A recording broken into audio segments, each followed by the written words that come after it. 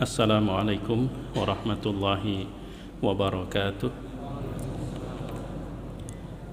Bismillahirrahmanirrahim. Alhamdulillahilladzi bi ni'matihi tatimmus shalihat. Ashhadu an la ilaha illallah wahdahu la syarikalah wa ashhadu anna Muhammadan abduhu wa rasuluh la nabiyya ba'dah. Allahumma salli wa sallim wa barik ala Muhammad wa ala alihi wa sahbihi wa mawala, amma ba'd. Yang Allah muliakan kaum muslimin dan muslimat jamaah Masjid Hajjah Nuriyah, mata'anallah wa iyyakum bis-sihhati wal afiyah. Alhamdulillah, pertama-tama puja-puji syukur kita panjatkan kepada Allah. Semoga dengan memuji dan bersyukur kepada Allah, kebaikan yang Allah mudahkan semakin mendapatkan keberkahan, semakin dilimpahkan rahmatnya. Salawat dan salam atas Nabi kita Muhammad sallallahu alaihi wasallam, semoga selalu Allah limpahkan juga atas keluarga, sahabat dan pengikut beliau sepanjang zaman.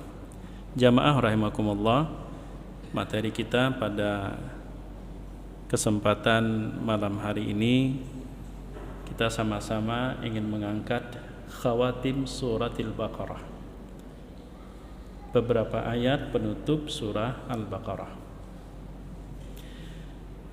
Secara lengkap sudah kita simak pada saat kita sholat maghrib, dari rakaat pertama sampai rakaat kedua.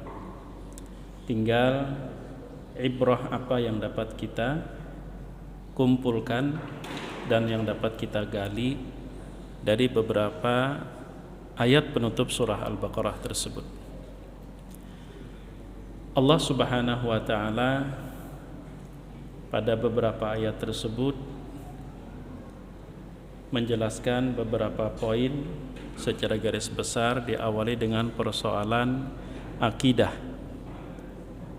persoalan iman, kemudian dilanjutkan kepada persoalan syariat.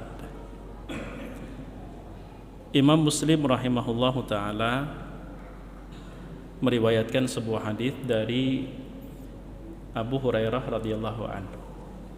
Abu Hurairah bercerita, lamma nazalat ayatu lillahi ma fis samawati wa ma fil ard wa in tubdu ma fi anfusikum aw tukhfuhu yuhasibukum bihillah fayaghfiru liman yasha wa yu'adzibu man yasha wallahu ala kulli syai'in qadir. Ishtadda dzalika ala ashabi Rasulillah sallallahu alaihi wasallam. Ketika ayat itu turun, teramat berat dirasa oleh para sahabat kandungan ayat tersebut. Kita terjemahkan secara harfiah dulu, lillahi, hanya milik Allah, ma fis samawati wa ma fil ard, apapun yang ada di langit dan apapun yang ada di bumi. Ini awal dari persoalan akidah, tauhid rububiyah. Wa in tubdu ma fi anfusikum, dan jika engkau tampakkan apa yang ada di dalam dirimu, au tukhfuhu, atau tetap engkau sembunyikan,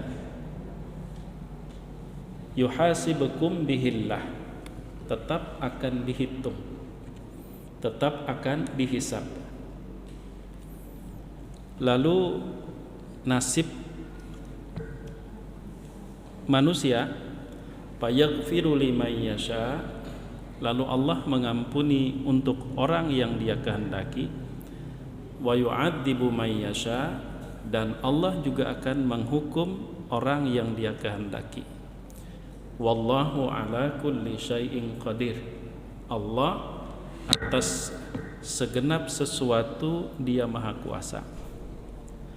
Ayat ini terasa berat, membuat beberapa sahabat datang kepada Nabi sallallahu alaihi wasallam.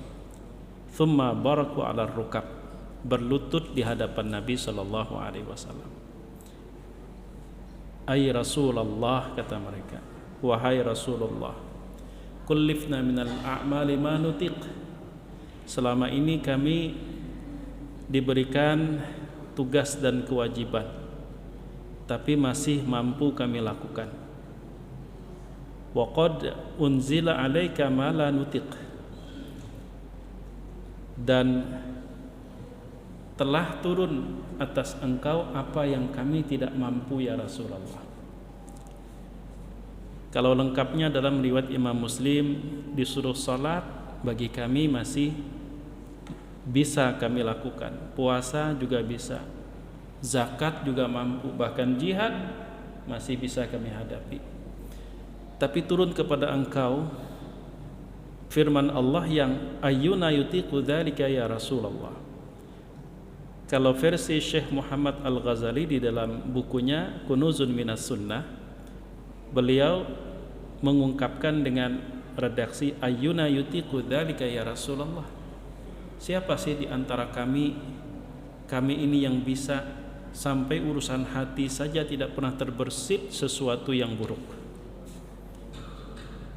Ketika Allah berfirman, wa in tubdu ma fi anfusikum aw tukhfuhu yuhasibukum bihillah. Apa yang tersimpan di dalam hati dan pikiran pun akan menjadi hal yang tetap dihitung dan dihisab. Enggak ada bedanya. Mau disembunyikan atau tetap tersembunyi atau direalisasikan apa yang tersembunyi di dalam pikiran, tidak ada bedanya, semuanya ada perhitungan. Sahabat, ayyuna yutiqu dzalika ya Rasulullah. Kalau soal kontrol fisik masih bisa. Tapi kalau sampai ke dalam hati dan pikiran terlintas hal buruk, itu sudah merupakan dosa. Ayyuna yutiqu dzalika ya Rasulullah. Siapa sih yang bisa sampai mengontrol hati dan pikiran sehingga tidak ada sedikit pun terbersit, walaupun hanya pikiran lewat, terbersit sesuatu yang buruk? Apa kata Rasulullah sallallahu alaihi wasallam? Riwayat Imam Muslim, aturiduna an taqulu kama qala ahlul kitabaini min qablikum sami'na wa asaina. Lantas ujar Nabi, apa kalian ingin sama seperti ahlul kitabain, orang Yahudi dan orang Nasrani sebelum kalian? Saat menerima firman dari Allah, mereka sami'na, kami mendengar, wa asaina, tapi kami tidak mampu untuk melaksanakan. Bal qulu sami'na wa ata'na.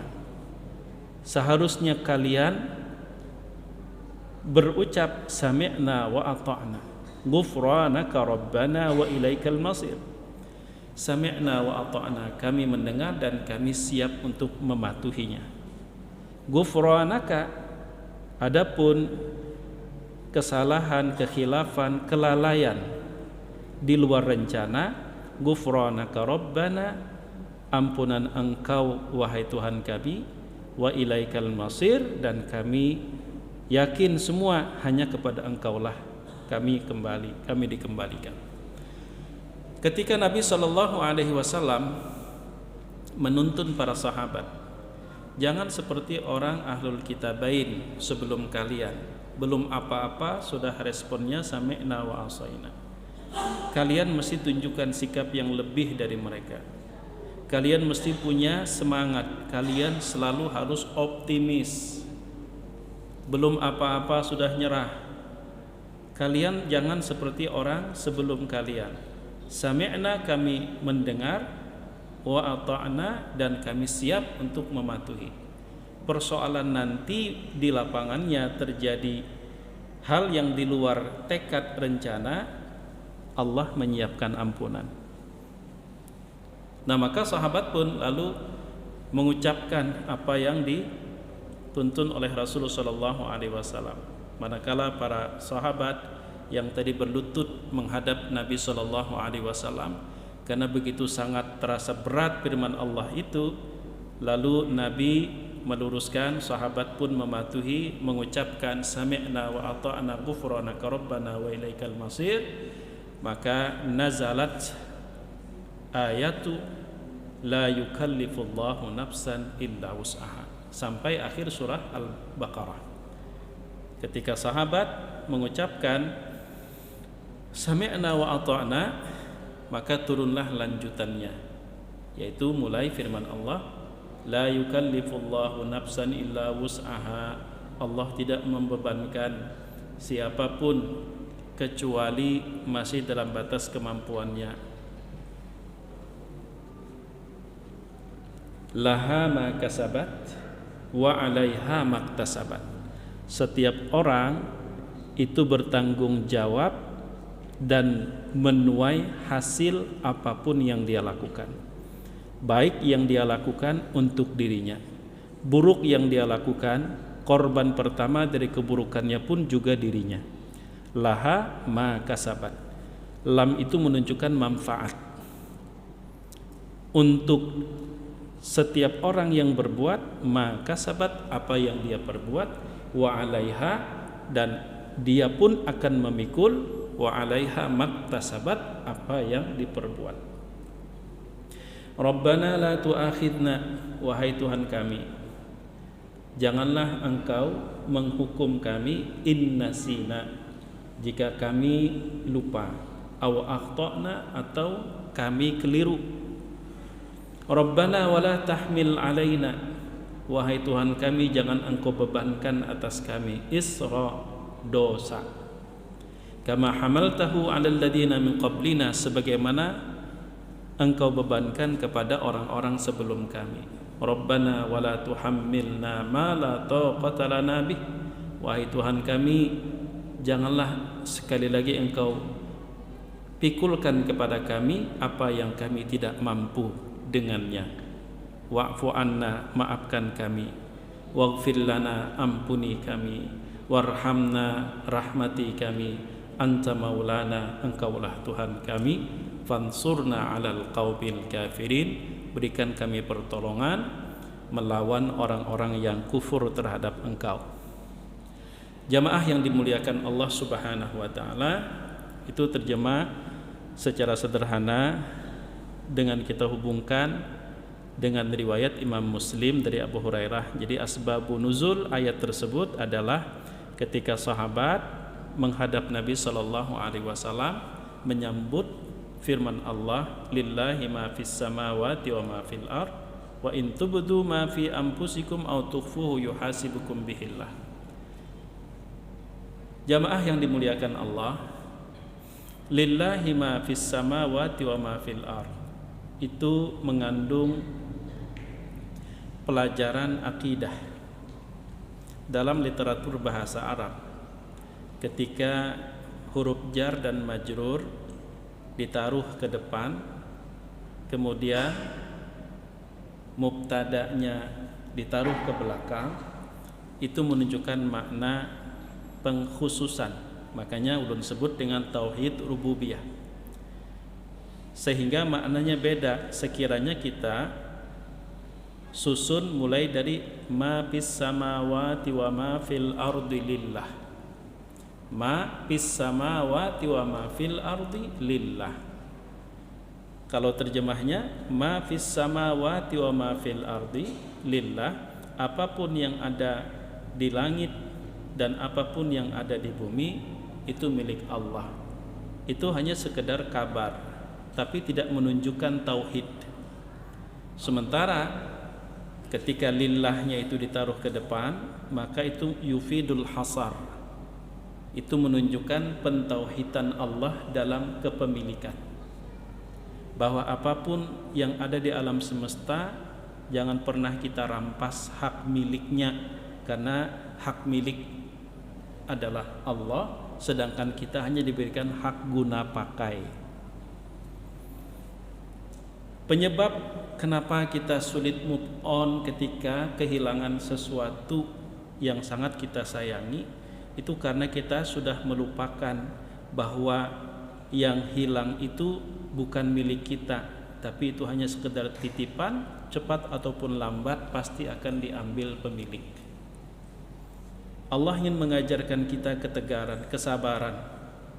Allah juga ingin mengajarkan kita agar kita menjauhi kesombongan dan keangkuhan hanya karena di diri kita terdapat nikmat yang lebih dari orang lain.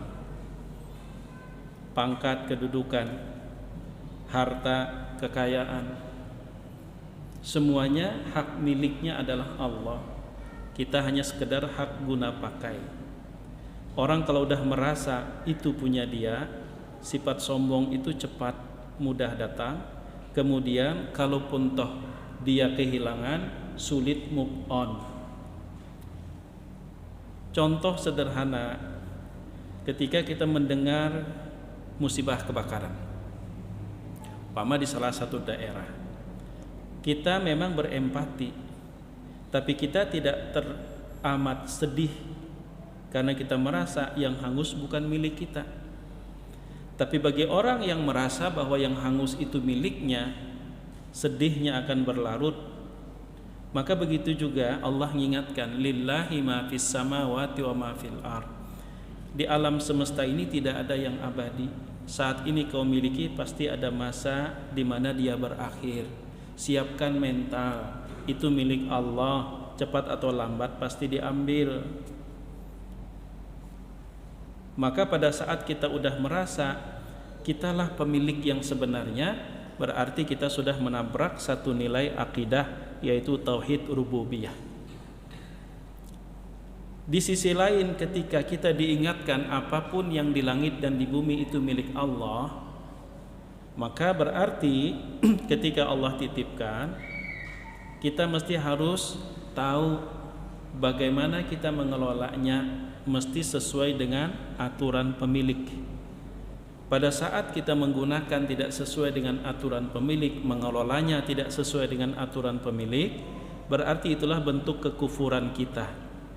Yang mana di akhir ayat, di akhir surah Al-Baqarah, fansurna 'alal qaumil kafirin, jangan-jangan kita sendiri termasuk orang yang kufur terhadap Allah, yang harus bisa mengatasi, menguasai diri kita dengan dan dalam bentuk kita mengelola, memanfaatkan, menggunakan apa yang sebenarnya milik Allah tidak sesuai dengan aturan Allah.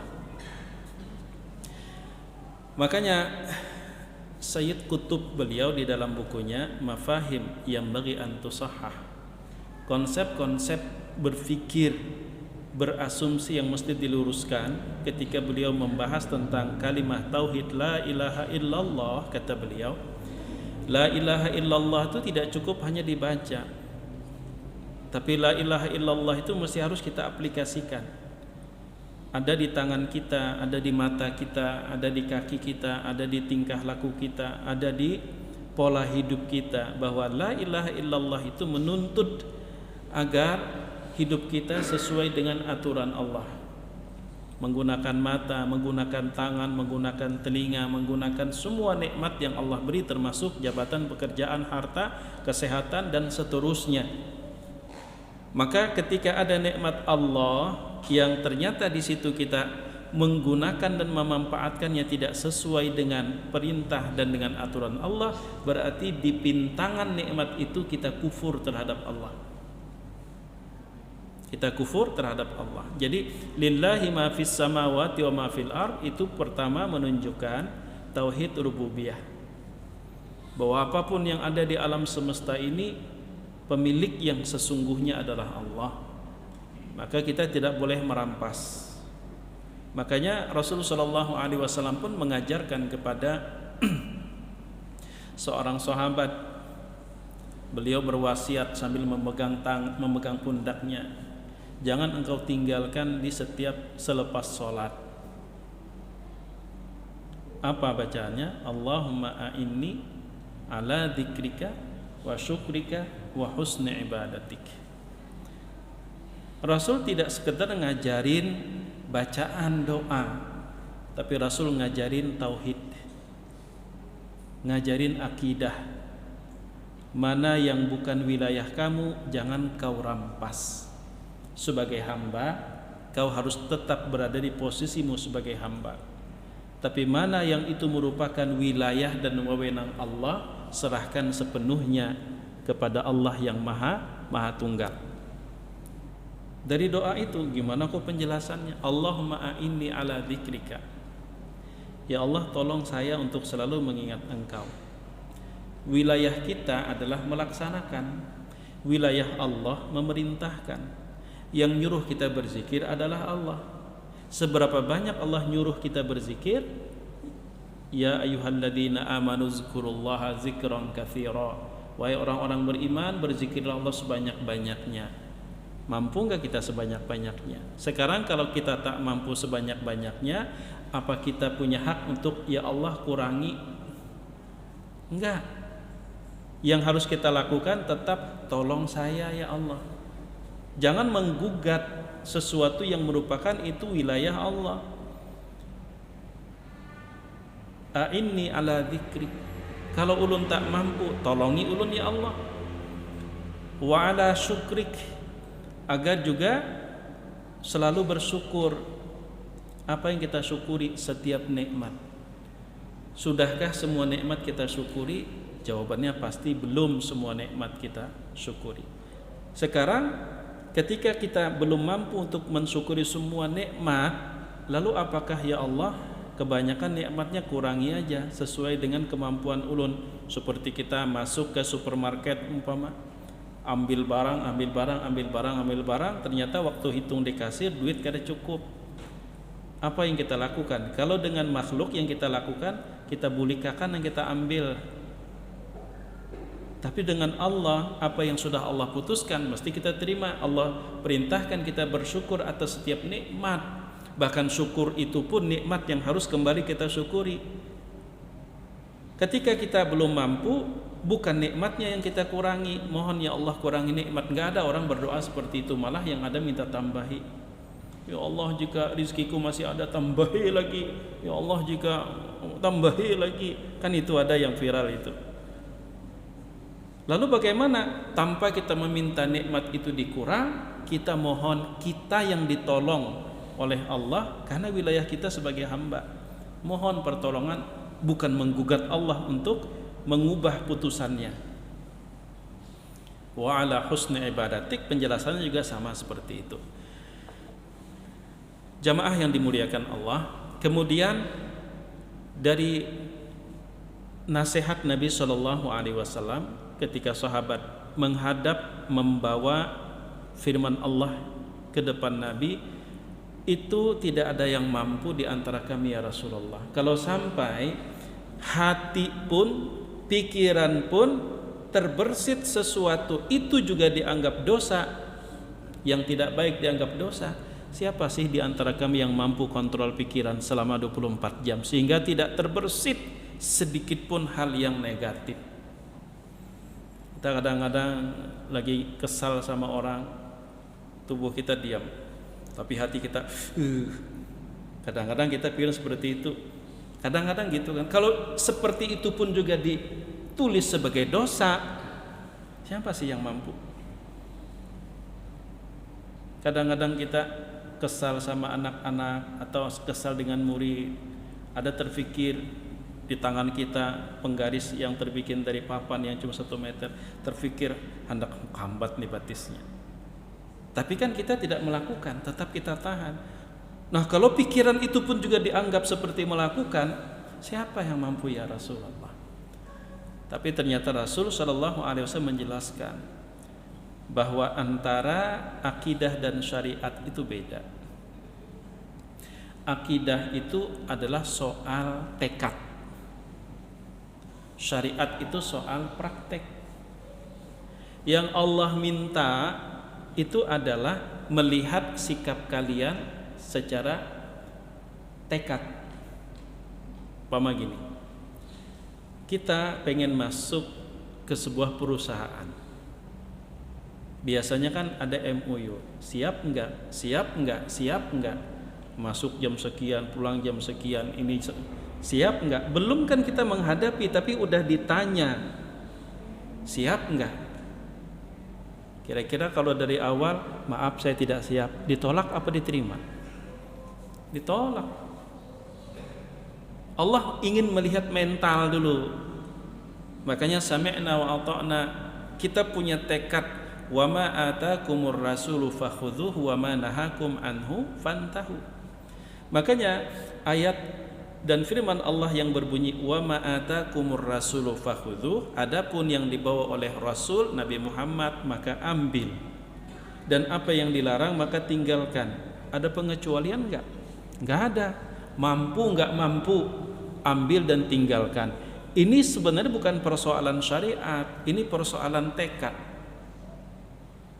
Ketika, ya tadi analogi sederhana, ketika kita mendaftar di salah satu perusahaan lalu dipanggil interview, kita kan belum kerja, kita belum mulai hari pertama kita masuk kantor. Saat interview kita ditanya dulu,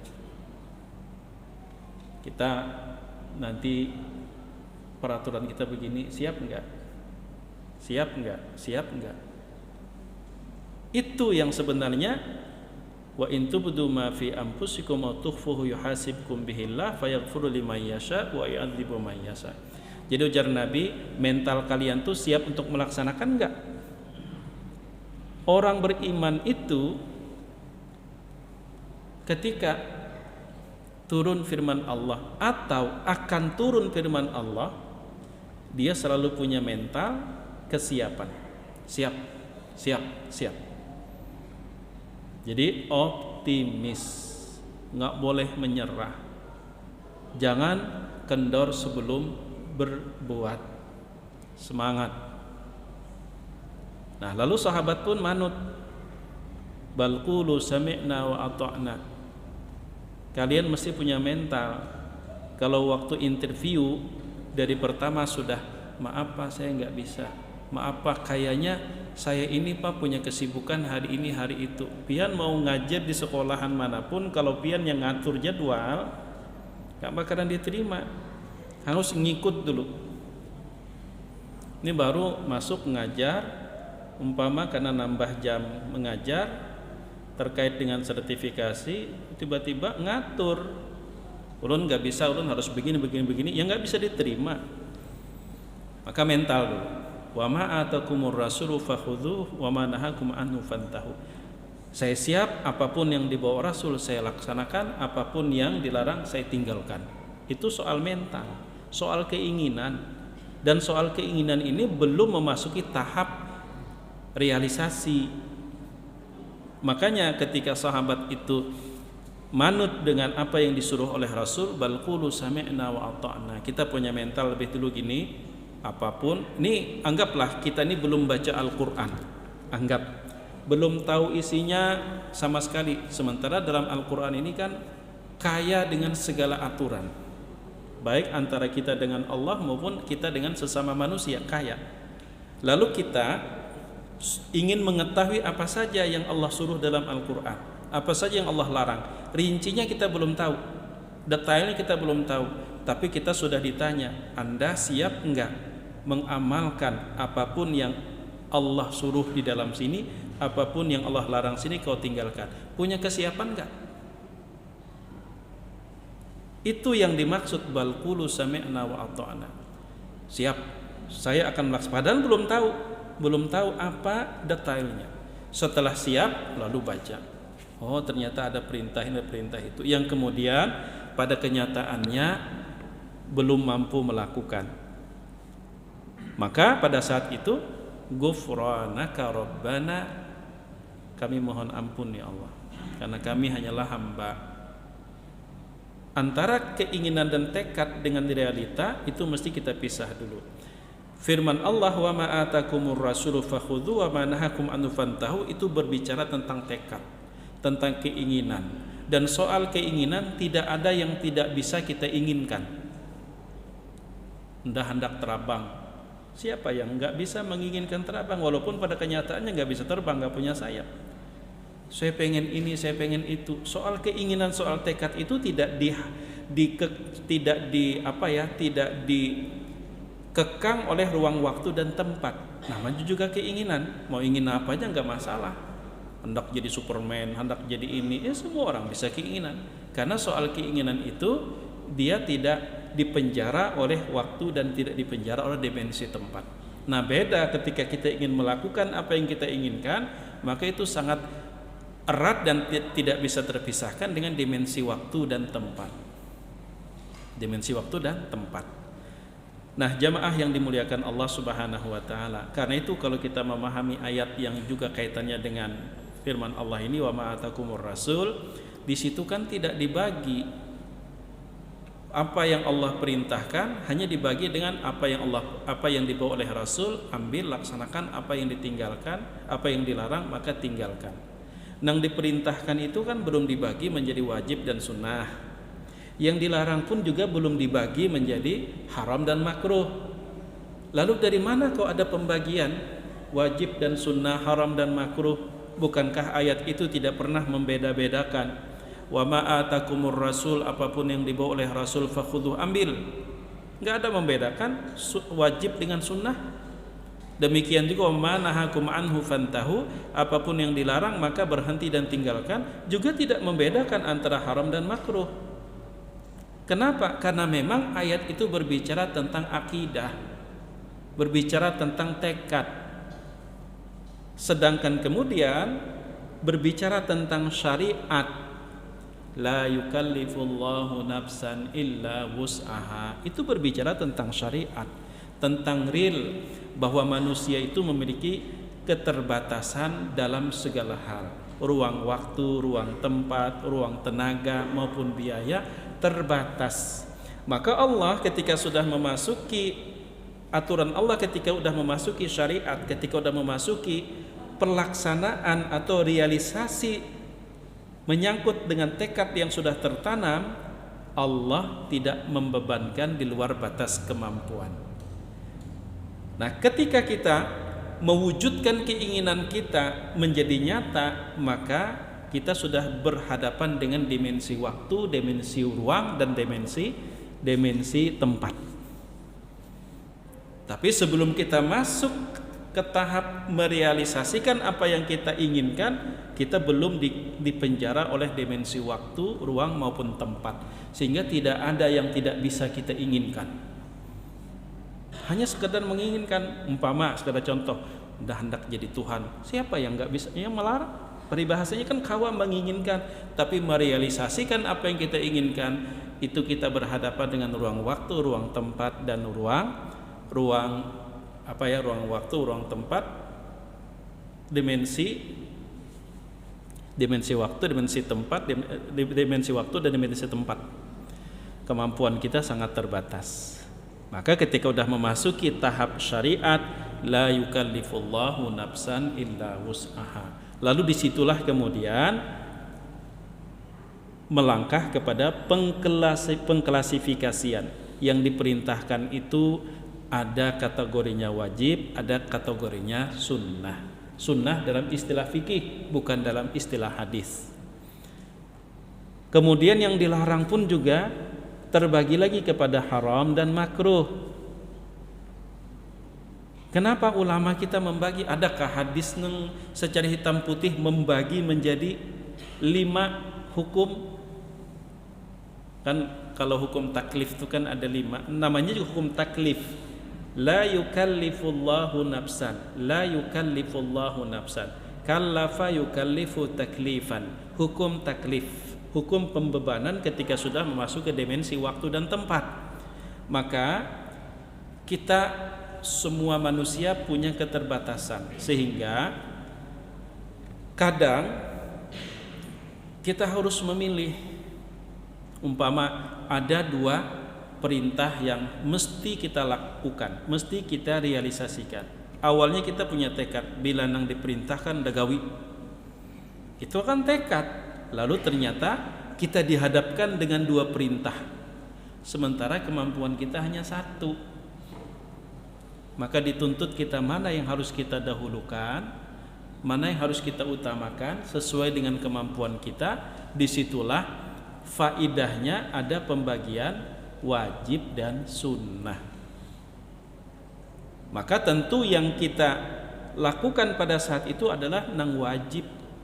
Adapun yang sunnah, keadaan kita belum memungkinkan, tapi tekad kita tetap, jika ada kemampuan, jika ada kemudahan, saya juga akan melakukan.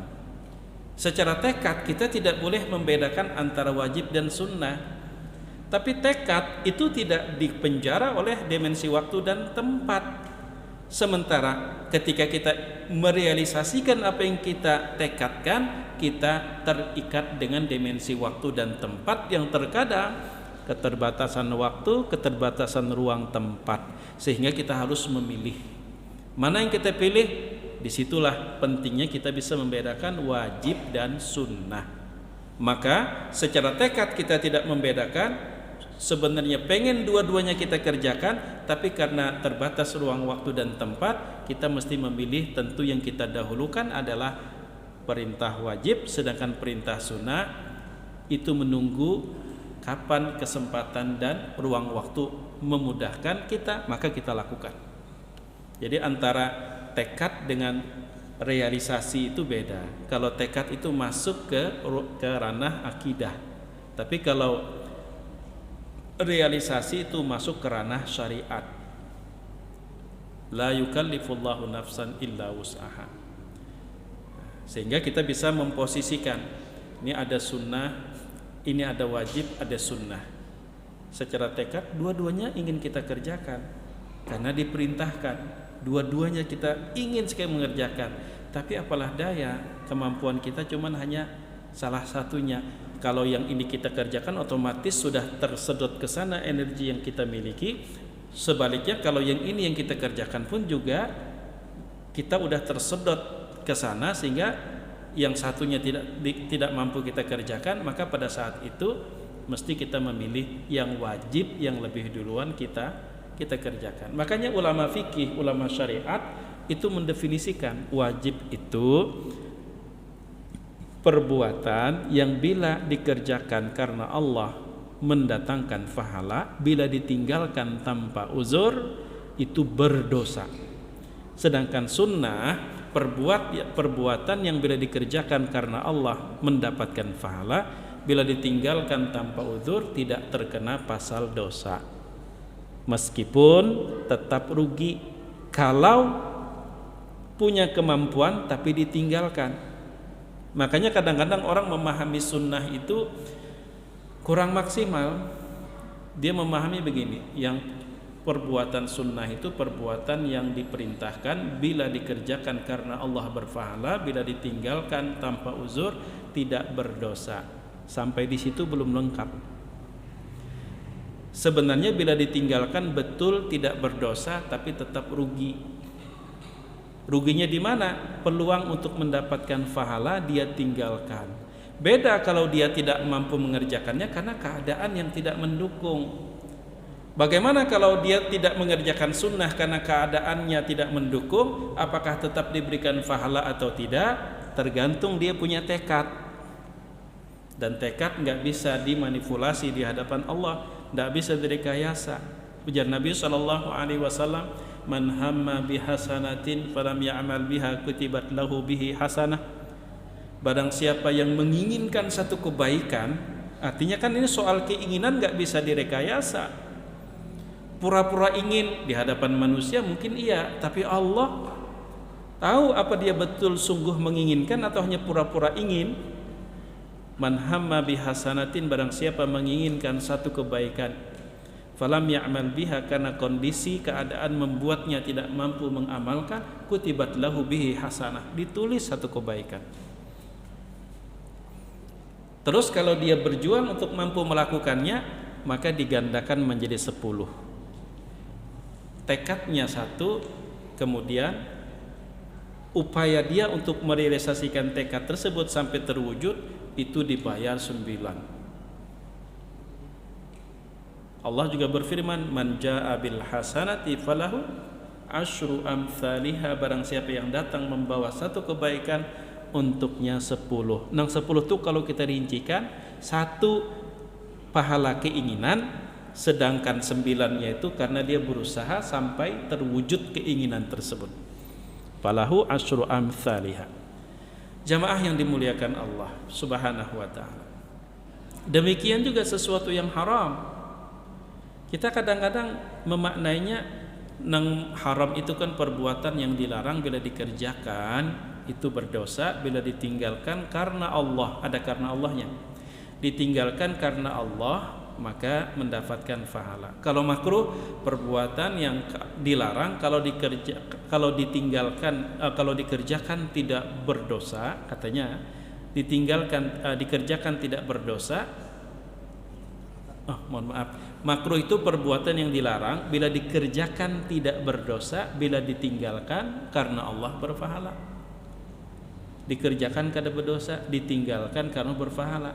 Berarti untung meninggalkankah, untung mengerjakan? Ya tetap untung meninggalkan.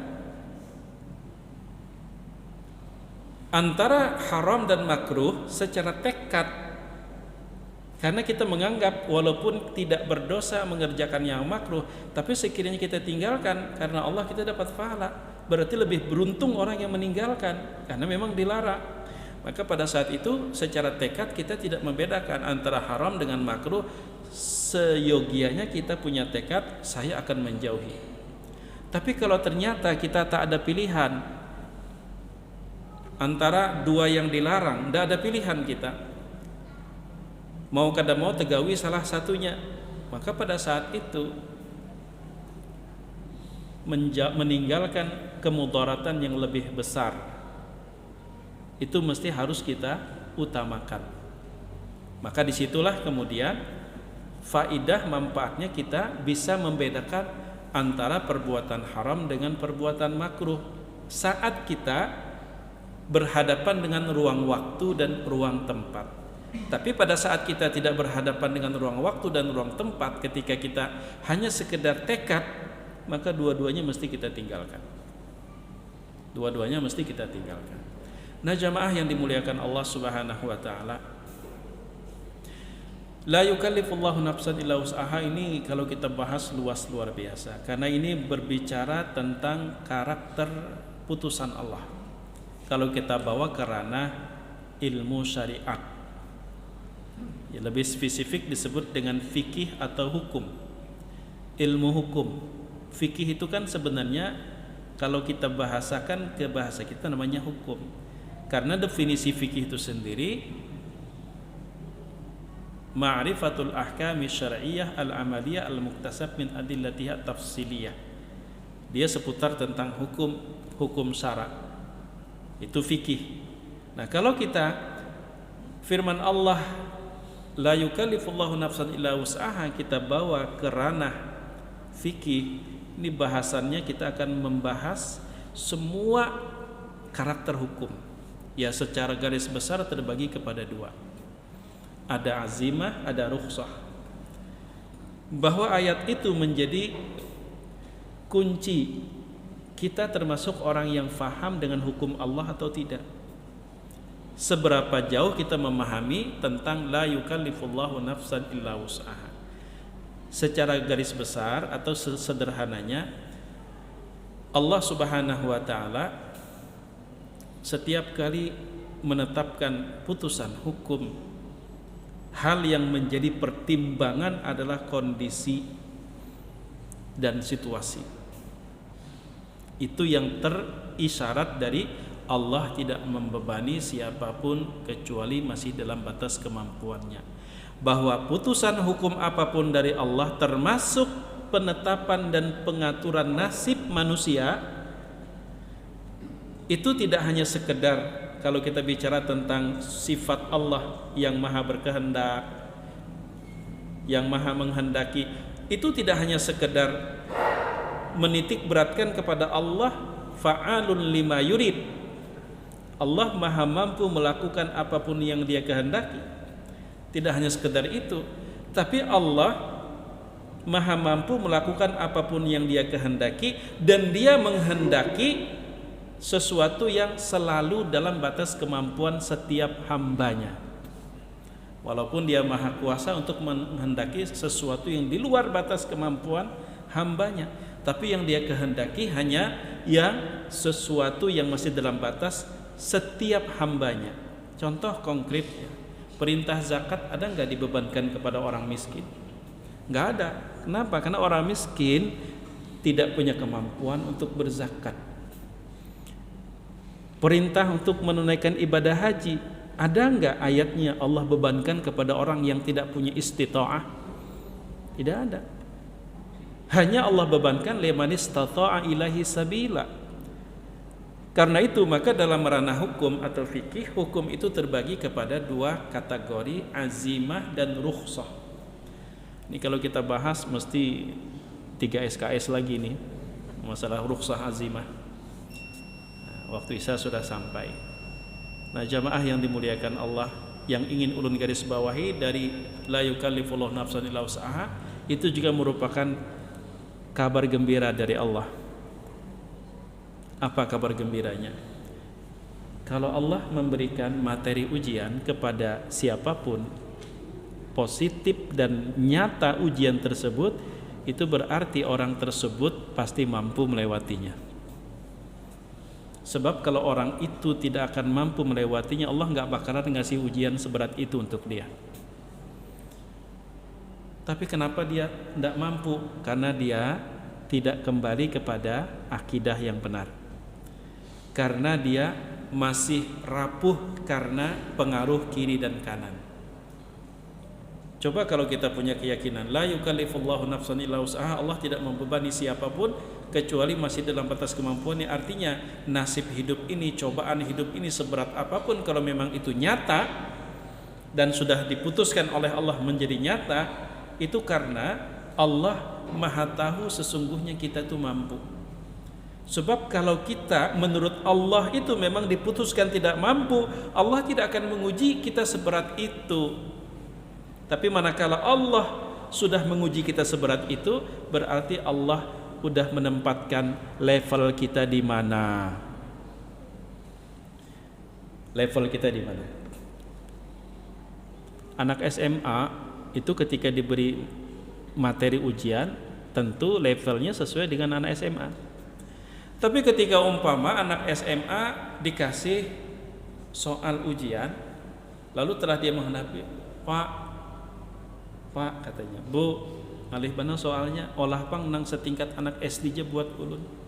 Sebenarnya pemberi soal itu menghargai level Anda, tapi Anda yang menurunkan derajat Anda menjadi seperti anak SD, cengeng dan cemen. Makanya dalam sebuah hadis kan, asyaddun nasi bala'an al-anbiya'u fal amsalu fal amsal. Manusia yang paling berat ujiannya adalah para nabi. Kemudian di bawahnya kenapa? Karena beratnya ujian itu menunjukkan level.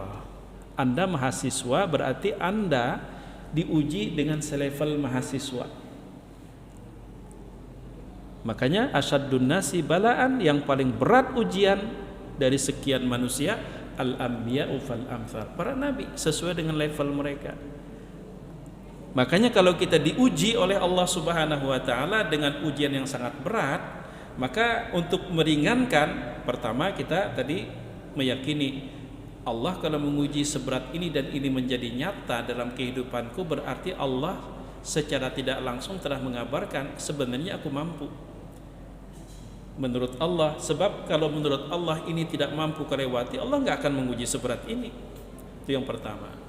Yang kedua, kita memandang beratnya ujian itu menunjukkan level. Menunjukkan level. Nah sekarang ketika kita mendapatkan ujian, apakah ini menunjukkan level atau sebuah hukuman? Kan gitu pertanyaannya. Kadang-kadang kan gitu pertanyaannya, bahwa ini apakah menunjukkan sebuah hukuman atau ujian. Maka kita berpikir yang maslahat. Kalau ternyata kita berpikir adalah sebuah menunjukkan level kita, hanya akan membuat kita merasa hebat, maka hindari berpikir seperti itu. Anggaplah ini sebuah teguran dari Allah Subhanahu wa taala agar untuk menjaga stabilitasi kerendahan hati kita. Namun kita tak salah, diuji Allah, lalu kita merasa level unda tinggi pada nyawa kada diuji yang kayak itu, artinya nyawa di bawah unda malah melahirkan kesombongan. Sederhananya gini aja, siapapun berpotensi untuk diberikan Allah ujian. Ketika ujian itu menimpa diri kita, maka lebih aman kalau kita berpikir Allah sedang menegur kita. Mungkin ada kesalahan kita yang terlupakan. Tapi ketika ujian itu menimpa orang lain, maka berpikirlah Allah ngangkat derajat mereka. Jangan terpaling. Mun sudah lawan diri kita, Allah ngangkat derajat unda, lalu merasa harap. Mbak sudah menimpa orang, hapus liur, Allah tuh menghukumnya tuh gara-gara dosanya. Tahu kada seorang lawan dosa orang. Nah itu untuk tetap menjaga agar hati kita stabil, tawadhu. Nah jamaah yang dimuliakan Allah Subhanahu wa taala, waktu jualah. Nah ini kan tadi kita dibatasi oleh ruang waktu dan dimensi tempat dan dimensi waktu, sehingga materinya tidak sampai dengan pansurna alal qaumil kafirin. Walaupun keinginan kita untuk menuntaskan kan itu keinginan, ingin menuntaskan sampai ayat 286. Tapi kan setelah keinginan realisasi, ketika kita merealisasikan kita dipenjara oleh dimensi waktu dan tempat, dan waktu Isya sudah sampai, bahkan pertanyaan pun tidak punya waktu. Nah ini yang dapat ulun sampaikan, mudah-mudahan bermanfaat. Jika ada salah dan khilafnya mohon maaf sebesar-besarnya. Terima kasih atas waktu dan kesempatan. Jazakumullahu khaira. Subhanakallahumma wa bihamdika asyhadu an la ilaha illa anta astaghfiruka wa atubu ilaik. Wassalamualaikum warahmatullahi wabarakatuh.